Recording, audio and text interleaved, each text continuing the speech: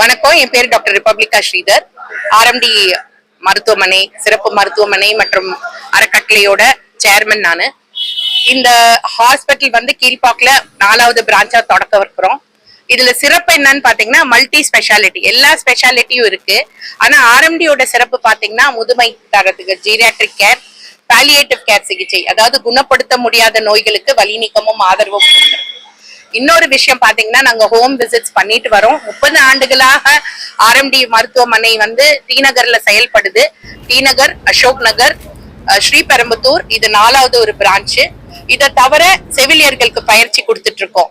So இதுல சிறப்பு என்னன்னு பாத்தீங்கன்னா குணப்படுத்த முடியாத நோய்களுக்கு இங்கே வச்சு பராமரிக்கிறதும், அதுக்கு தகுந்த மல்டி ஸ்பெஷாலிட்டி, அறுவை சிகிச்சை, கேன்சரோட ட்ரீட்மெண்ட் எல்லாம் கலந்து இருக்கிறது தான் இது. ஸோ இன்டெகிரேட்டட் ஹாஸ்பிட்டல்னு சொல்லுவோம்.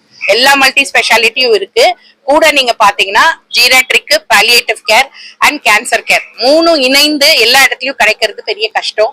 இப்ப இருக்கிற காலப்போக்கத்துல முதியோர்கள் அதிகமாறதும், குணப்படுத்த முடியாத நோய்களுக்கு சிகிச்சை இல்லாத பராமரிப்பு, கிரானிக் டிசீசஸ்க்கு பாத்தீங்கன்னா இந்த மாதிரி சிறப்பு மருத்துவமனை மிக மிக கம்மி.